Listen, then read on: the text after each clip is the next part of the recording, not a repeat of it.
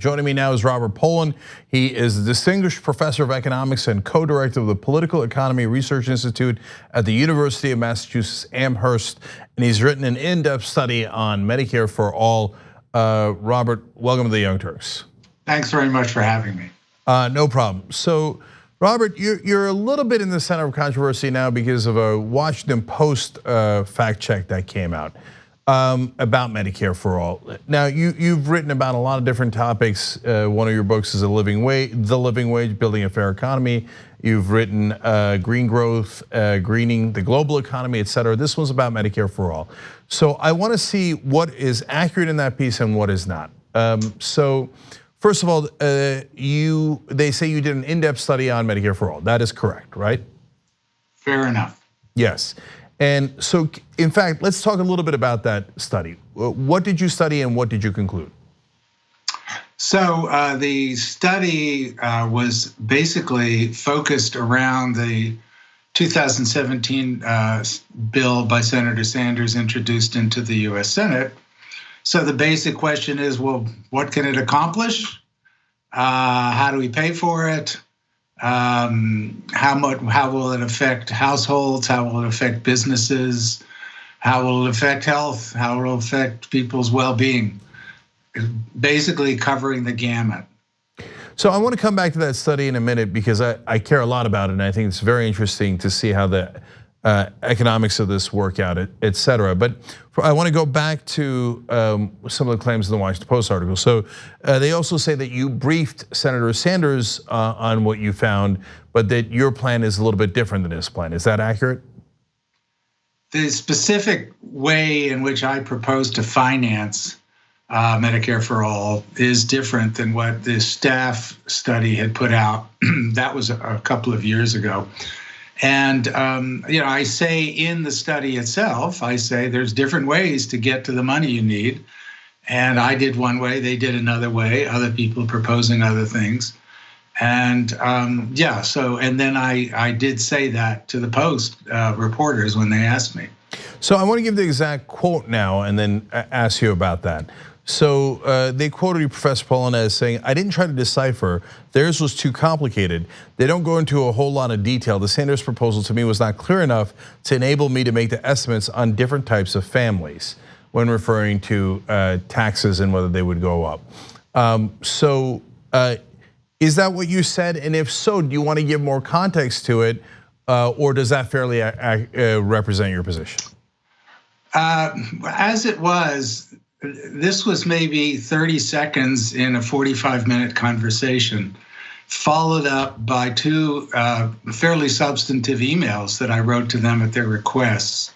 The question that I thought they were interested in, and I was trying to help answer for them, is how do you finance Medicare for All? And what I was trying to say, and I was trying to convey what's in my study, is that basically it is pretty simple. Yes, there's lots and lots of details, but in its fundamentals, thinking about how to finance Medicare for All is simple. And I was trying over and over again to make that point to them. And by the end, they were saying, oh, thank you very much, we understand. And then they did ask me for some follow-up email, which I provided. So that was the context. Now, within that, I thought very constructive conversation. At one point, they said, well, does the Sanders staff proposal, can you tell us what the impact would be on households of different types? And at that point, I said, no, I can't do that based on what they've written.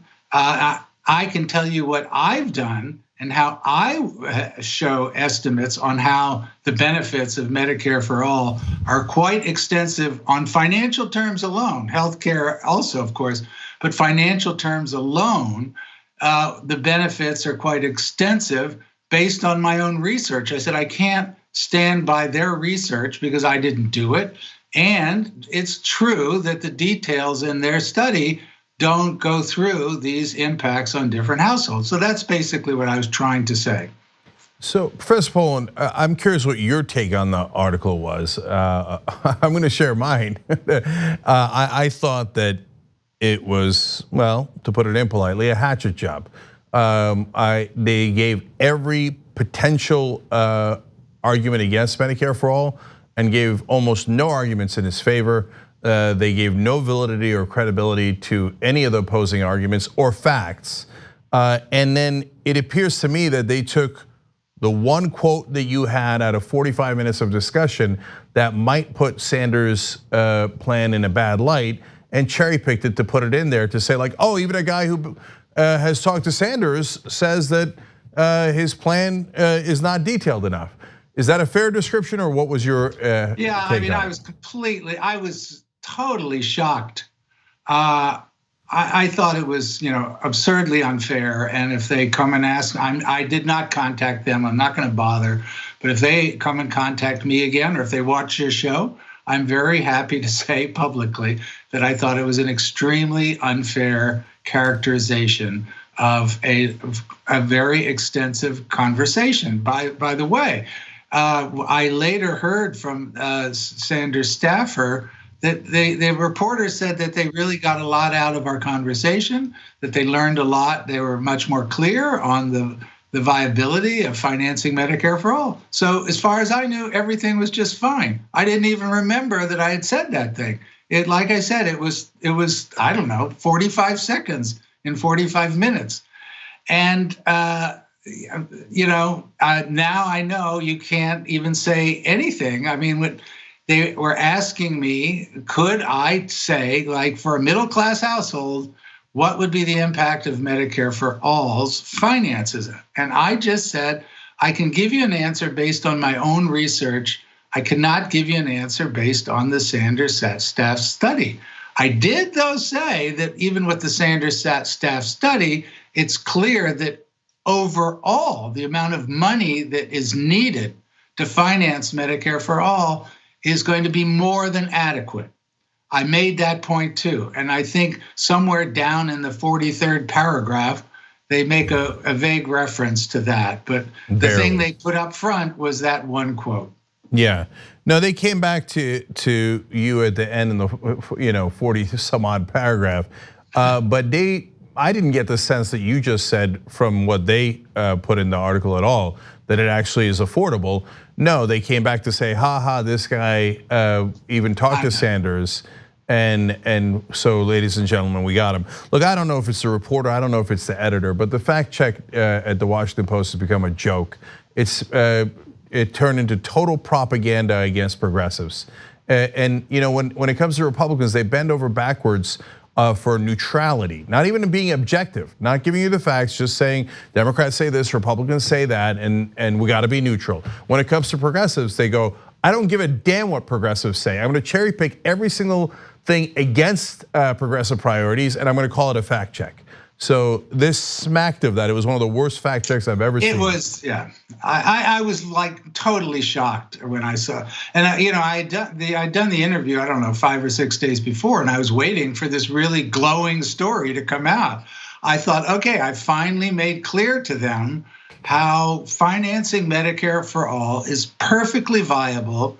It is going to be a huge financial benefit to the middle class.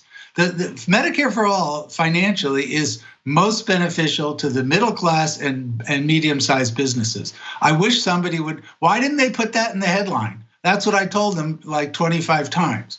And no, that wasn't what they were looking for. Yeah, and so they'll say things like, oh, yes, it's true that employers could pass, if they don't have to pay insurance costs anymore, could pass that on as, I don't even think they said they could pass it on as higher salary. No, they flipped it on its head and said, no, they'll take it out of the workers if they have to pay a higher wages, if they have to pay a higher payroll tax. But they'll have so much more money. I know I'm an employer. I pay a ton of money in health insurance. If I don't have to pay that in health insurance, I could increase wages. But the Washington Post fact checker never put that in.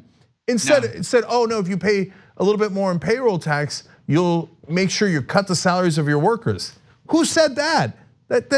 No, then you would lose your workers. I mean, this is why they lose the trust of the people when they do stuff like this. Yeah, it was not only disappointing. I mean, I won't say in retrospect that it was surprising, but I mean, in this particular case, we had gone through stuff at length, and they were telling me, "Oh, thank you very much. You know, we really understand this now." And this one point on the distributional impact on middle class families, that was not the main point. The main point that they wanted to go over and over again with me was, over a 10-year time horizon, how much money do you have to raise to finance Medicare for all? Given that we already have, what I tried to tell them, we already have 2/3 of the money we need in the pot, because Medicare, Medicaid, the VA, the Defense Department, all that money is already there, and that will cover 2/3 of the costs. The other 1/3, then we have to figure out how we raise the money. There's different ways to do it. A payroll tax is one way. I don't even support that. I support other things, but we can debate those things honestly. But that's not what they were looking after. All right, last thing, Professor Pollin. There's this disconnect where in the American media / propaganda, they constantly say like, oh, it's gonna cost a lot of money. It's gonna cost 34 trillion or 32 trillion. Now they never tell you how much it's gonna save. And when you point out how much it's gonna save, they say, we don't believe it, we don't believe it. We only believe the Koch brothers study that tells us how much it's gonna cost. So, okay, I mean, there's nothing I can do about the fact that they're insanely, desperately biased.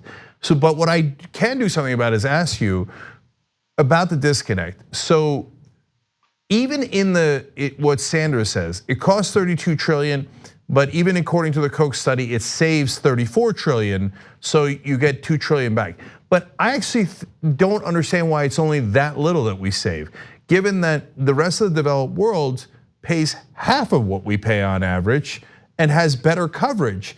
So shouldn't the savings be actually much larger? Why aren't they? So my estimate, so yes, you're absolutely right. The Koch brothers finance study by Charles Blehaus of the Mercatus Institute, he estimates that you can get roughly $2 trillion of savings over a 10-year period.